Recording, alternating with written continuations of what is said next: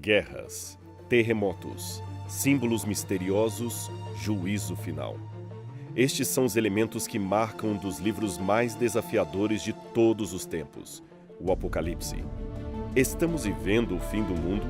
Podemos desvendar os mistérios desse livro? Começa agora Evidências, temporada especial Apocalipse. Estamos quase começando o programa Evidências de hoje, o nosso encontro semanal para falarmos da Bíblia Sagrada, mas antes eu gostaria de apresentar mais uma vez para você o Guia de Estudos Evidências. Será que Deus existe? Há argumentos históricos para a ressurreição de Jesus?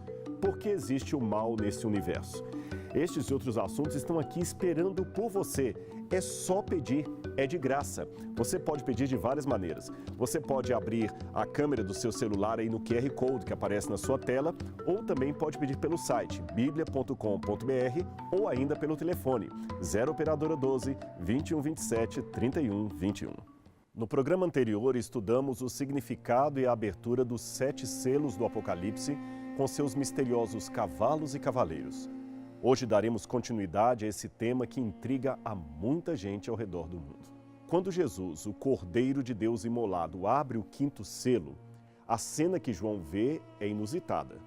Vamos ver o que diz o texto bíblico descrevendo esta cena. Quando abriu o 5º selo, vi debaixo do altar as almas dos que tinham sido mortos por causa da palavra de Deus e por causa do testemunho que deram. E clamaram com grande voz, dizendo: Até quando, ó soberano, santo e verdadeiro, não julgas e vingas o nosso sangue dos que habitam sobre a terra? E foram dadas a cada um deles compridas vestes brancas, e foi-lhes dito que repousassem ainda por um pouco de tempo, até que se completasse o número de seus conservos, que haviam de ser mortos, como eles também o foram. Apocalipse 6, 9 a 11. O que significa tudo isso? Será que João viu mesmo almas de pessoas mortas e interagiu com elas? Eu sei que o texto não fala diretamente de uma interação de João com as almas dos mortos, mas ele, de certa forma, é jogado numa cena em que estas almas suplicam vingança debaixo do altar. Será que se tratam de almas literais de pessoas que morreram? Em primeiro lugar, devemos lembrar que Deus, na Bíblia, proíbe qualquer tipo de necromancia, isto é, de contato com os mortos. E João certamente sabia disso. Quando entrares na terra que o Senhor teu Deus te der, não aprenderás a fazer conforme as abominações daqueles povos. Não se achará entre ti nem feiticeiro, nem encantador, nem necromante, nem mágico, nem quem consulte os mortos, pois todo aquele que faz tal coisa é abominação ao Senhor. Deuteronômio 18, 9 a 12. Não vos voltareis para os que consultam os espíritos dos mortos, nem para os que adivinham o futuro, porquanto eles vos contaminariam. Eu sou Yahweh, vosso Deus. Levíticos 19, 31. Quando vos disserem, ide consultar algum médium que fale com os espíritos, adivinho, ou alguém que saiba murmurar encantamentos, respondereis: o que se deve fazer é consultar a lei e os ensinamentos. Se eles não falarem de acordo com esta palavra, certamente jamais poderão ver a luz. Isaías 8, 19 a 20. Bem, considerando que Deus não se contradiz, como podemos entender tudo isto? João estava se expressando em grego, isso é verdade, mas eu devo lembrar que a base mental de João era o hebraico. Nesse sentido, é bom lembrarmos que a palavra alma, nefesh, em hebraico, está intimamente associada à vida e ao sangue. Veja o que diz a enciclopédia judaica a esse respeito. A vida, em hebraico alma da carne, está no sangue, Levíticos 17, 11, e também no versículo 14. É a vida, alma de toda a carne. O sangue do mesmo é um com a vida dele. Mesmo dos animais é dito, vida, alma de toda a carne é o seu sangue. E o sangue é a vida, Deuteronômio 12, 23. Outra crença hebraica era que se apenas o sangue fosse coberto com terra, haveria silêncio. Você tem isso em Jó, capítulo 16, verso 18. Ó terra, não cubra o meu sangue, não deixe o meu clamor sem lugar de descanso. Isaías 26, 21 também diz, a terra também revelará o seu sangue e não cobrirá mais os seus mortos. A esta suposição antiga, há inclusive uma alusão em Hebreus 12, 14, ao sangue da aspersão que fala melhor do que o de Abel. Agora que você já sabe da relação entre sangue, alma e vida no hebraico e cobrir o sangue como silêncio, ainda tem mais uma passagem. Assim que Caim mata o seu irmão Abel, Deus diz o seguinte ao assassino, está em Gênesis: que fizeste? A voz do sangue do teu irmão clama a mim desde a terra. Gênesis 4, verso 10. Provavelmente seria mais preciso traduzir esse texto de acordo com o hebraico assim: ouça, sangue do teu irmão clama a mim da terra. A palavra sangue no hebraico está no plural. A palavra clama também está no plural, concordando com ela. Então a ideia era de que o sangue derramado, do qual não havia vingador, clamava ao Senhor por vingança contra o assassino. Esse jogo de palavras é chamado de prosopopeia, isto é, empregar vida a seres ou coisas inanimadas. Você quer ver alguns exemplos de prosopopeia na Bíblia? Então vai lá. E aconteceu uma vez que as árvores foram ungir um rei sobre si. Disseram, pois, à oliveira, reina sobre nós. Mas a oliveira lhe disse, deveria eu renunciar à minha gordura com que se glorifica a Deus e os homens, e deveria ir para oscilar entre outras árvores? Juízes 9, 8 a 9. As próprias colunas do céu estão pasmadas. Jó 26, 11. Levantai as vossas cabeças, ó portas. Salmo 24, verso 7. Que minha glória entoe melodias. Salmo 30, verso 12. O próprio mar viu e pôs-se em fuga. Salmo 114, verso 3. Você viu esses exemplos? Em nenhum desses casos eu posso acreditar que sejam situações literais. Porta não tem cabeça para levantar, mar não sai correndo e coluna não pode ficar pasma. Aliás, no próprio Apocalipse eu tenho exemplos claros de prosopopeia, quando o livro diz, deu o mar os mortos que nele estavam, Apocalipse 20, verso 13, e mais adiante, a morte e o inferno foram lançados para dentro do lago de fogo, verso 14. Ora, morte e inferno não são pessoas para sofrerem castigo divino. E para terminar, você lembra das 7 cartas? Laodiceia, que é a última igreja, é descrita como pobre, cega e nua. Ora, uma igreja, enquanto grupo de pessoas reunidas, pode até ser uma comunidade pobre, mas não literalmente alguém que está nua, ou cega, ou infeliz. Com esses elementos em mente, eu posso agora entender a imagem do 5º selo do Apocalipse. As almas, ou o sangue, ou a vida, clamam como o sangue de Abel clamava junto ao altar, onde ele provavelmente foi morto pela inveja do seu irmão. Talvez tenhamos em Apocalipse uma reminiscência do altar de bronze do santuário dos hebreus, pois o sangue dos animais sacrificados era derramado e escorria na base do altar. E os filhos de Arão trouxeram-lhe o sangue, e molhou o dedo no sangue e o pôs sobre as pontas do altar, e o resto do sangue derramou à base do altar. Levíticos 9, verso 9. Também daquele sangue porá o sacerdote. Todo o restante do sangue do novilho derramará à base do altar do holocausto, que está à porta da tenda da congregação. Levítico 4, verso 7. Como você vê, sangue, isto é, a vida, é oferecido à base do altar. E isto coincide com a cena que João viu na abertura do 5º selo. A Bíblia não nos informa o que era feito com o sangue depois que o ato de sacrifício terminava. Nós apenas somos informados que ele deveria ser derramado na base do altar. Eu já li para você, você pode ver Levítico 4, verso 7. Então, do ponto de vista estético e higiênico, talvez não seria elegante ou saudável ter muito sangue deixado na base do altar. Muito frequentemente as pessoas desejam saber o que acontecia com ele e a falta de elementos para uma resposta objetiva lembra a mesma angústia expressa simbolicamente no Apocalipse. Até quando, Senhor, não julgas nem vingas o nosso sangue? Até quando continuaremos sujando as bases do altar? Aqui temos a pergunta eterna dos justos que sofrem. Até quando, Senhor? Até quando se permitirá aos pagãos afligir, oprimir e perseguir os justos de Deus? Até quando se permitirá que torturem os crentes, perguntando-lhes, onde está o seu Deus que não faz nada? Devemos lembrar que quando os crentes faziam estas perguntas, estavam confundidos pela aparente inatividade de Deus. Mas eles não duvidavam que Deus finalmente agiria e reivindicaria o justo no tempo certo. Você percebeu? Mesmo que os selos tragam elementos de juízo de Deus, o julgamento celestial propriamente dito não havia começado ainda na época do quinto selo, porque existe um clamor por justiça. Mas alguém talvez diga, Rodrigo, mas o sangue que ficava na base do altar no Antigo Testamento era o sangue dos animais sacrificados.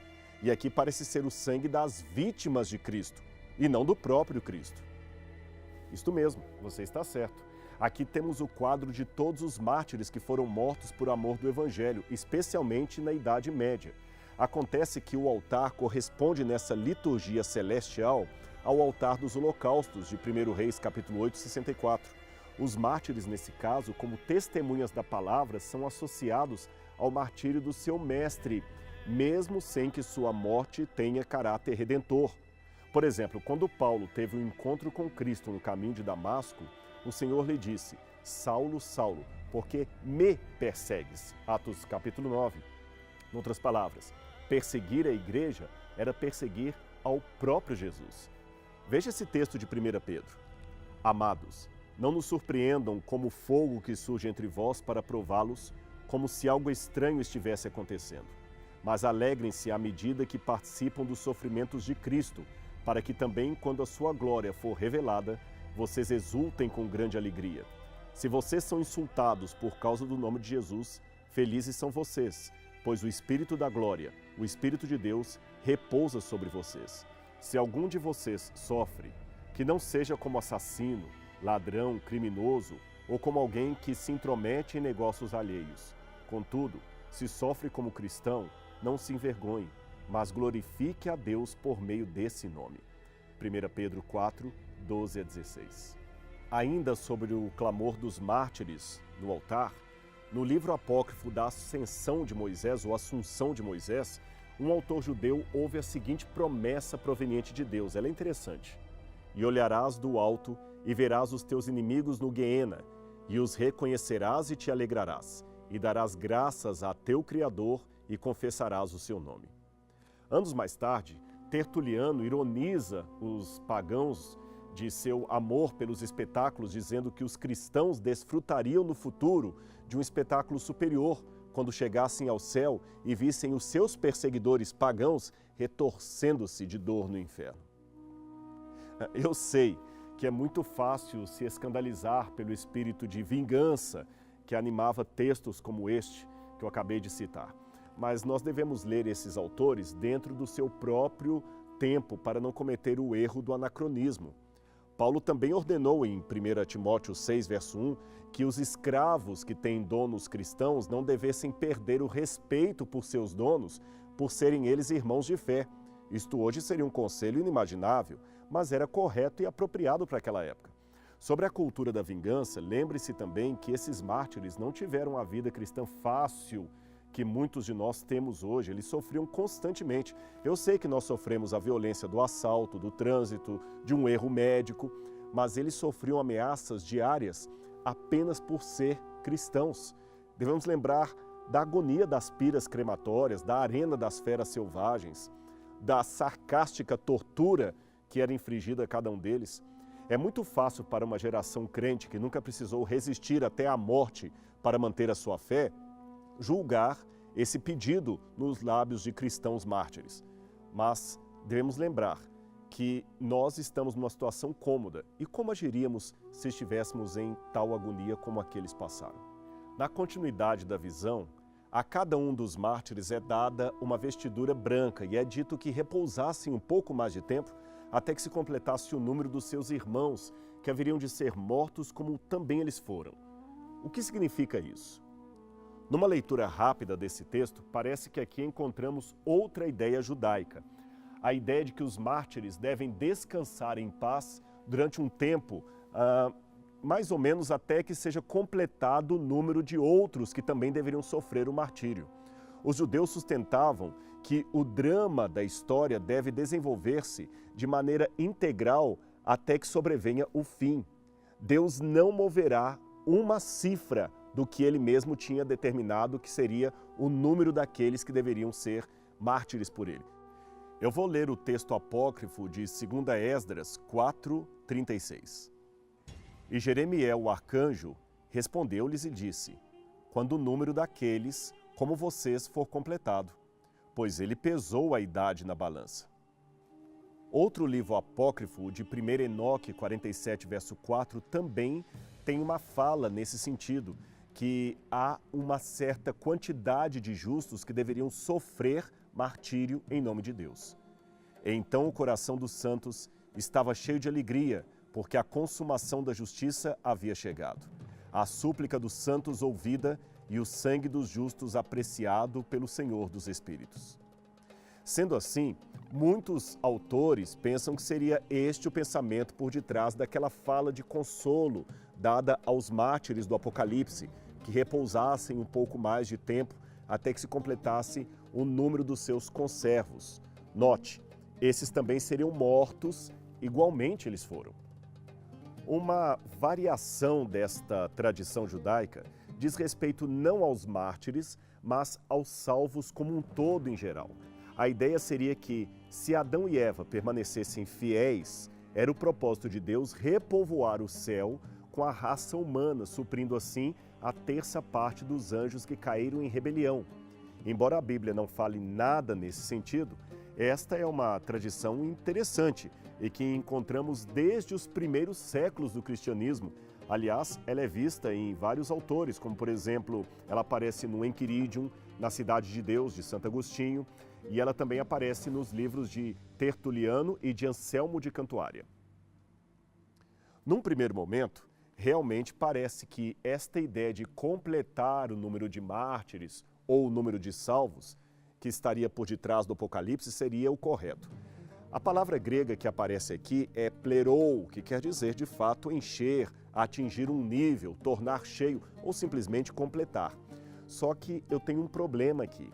É que, embora a maioria das Bíblias traduzem até que se complete o número dos seus conservos, a palavra número não está no original grego.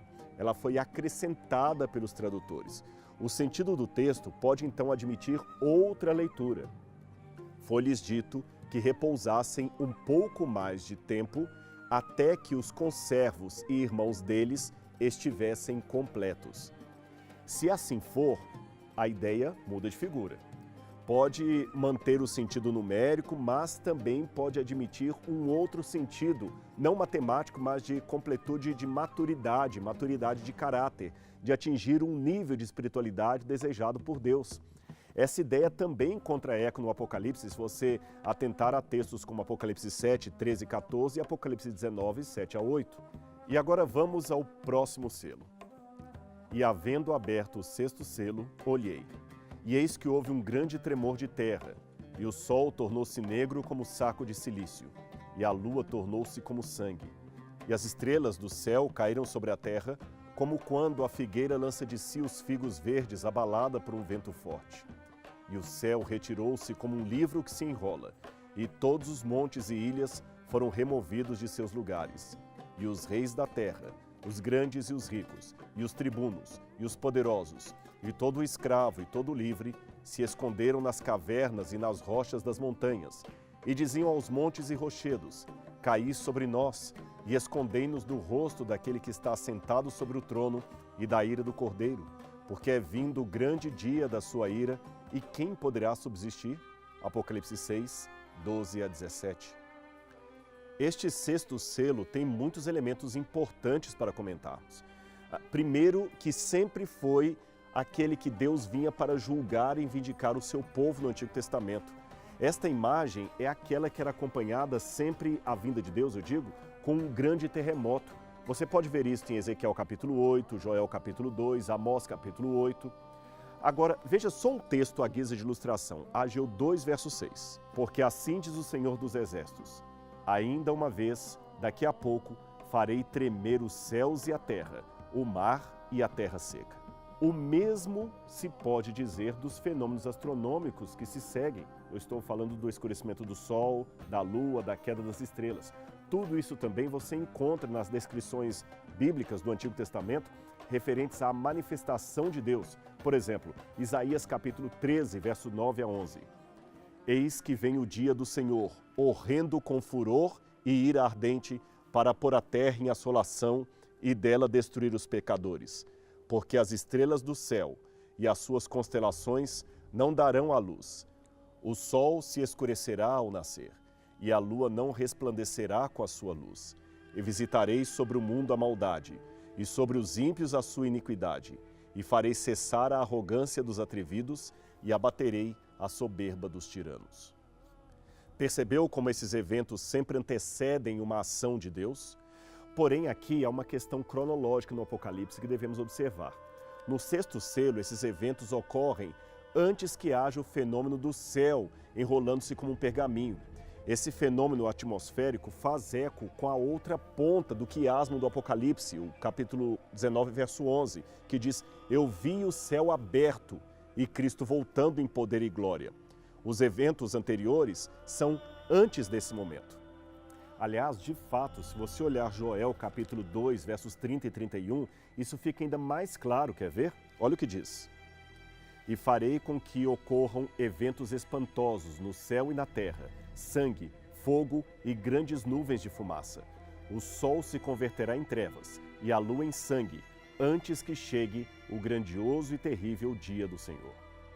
Do mesmo modo, Jesus afirmou que logo após um período de grande tribulação para a igreja, o sol não escureceria, a lua não daria sua claridade, as estrelas cairiam do firmamento, então, depois disto, apareceria no céu o sinal do Filho do Homem. Isto está em Mateus 24, 29 a 31.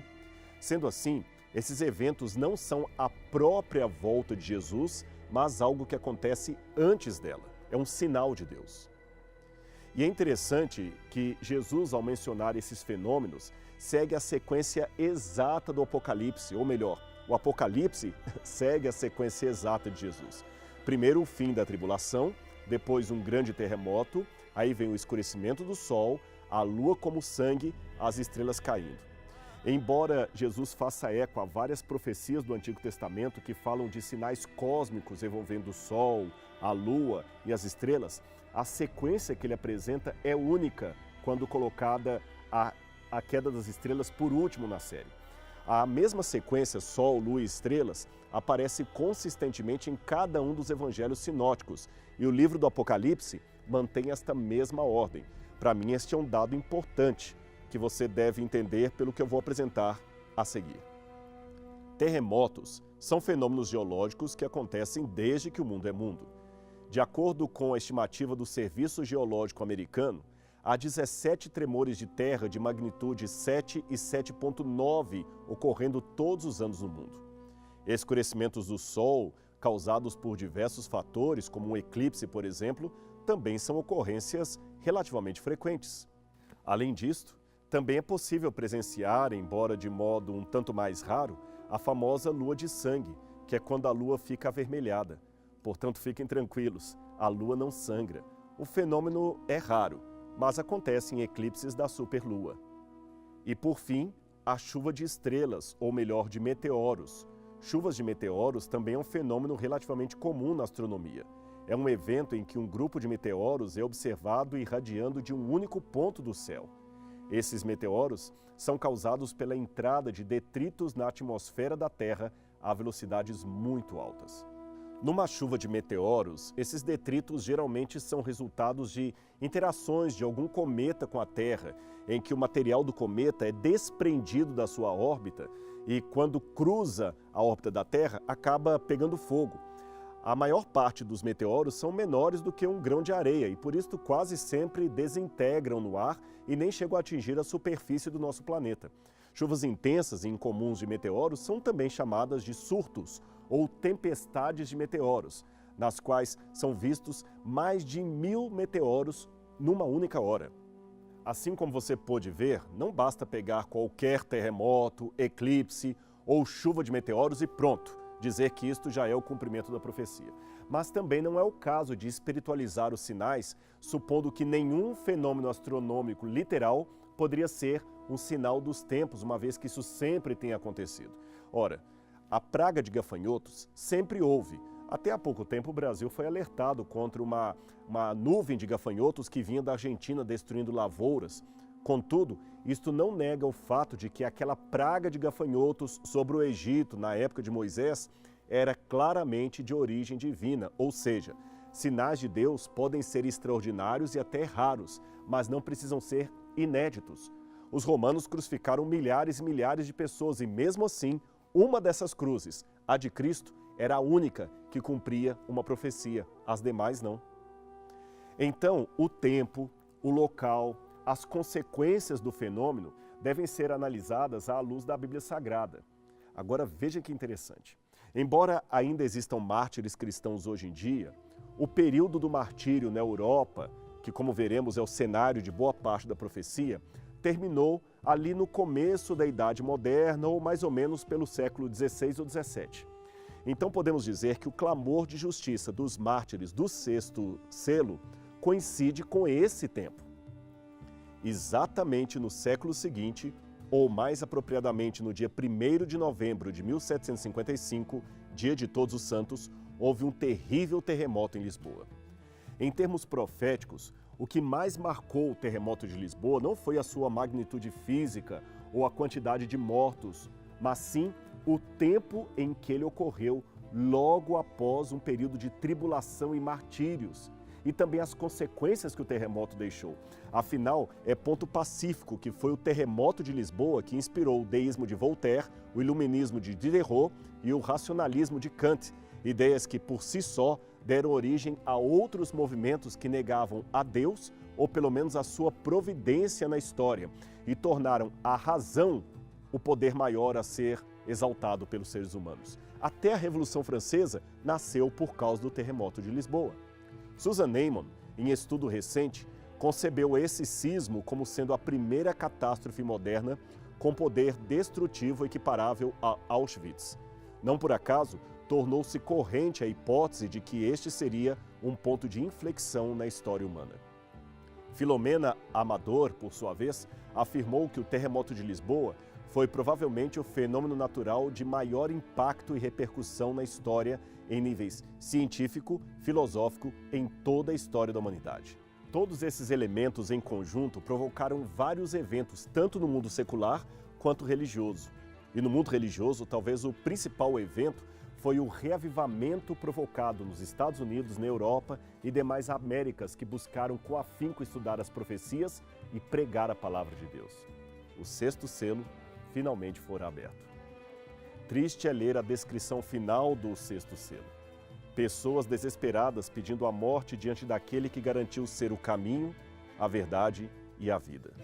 Elas suplicam aos montes que as cubram, escondendo-as da face do Cordeiro. Um triste destino para quem podia ser salvo. E quanto a você? Em que grupo pretende estar naquele grandioso dia?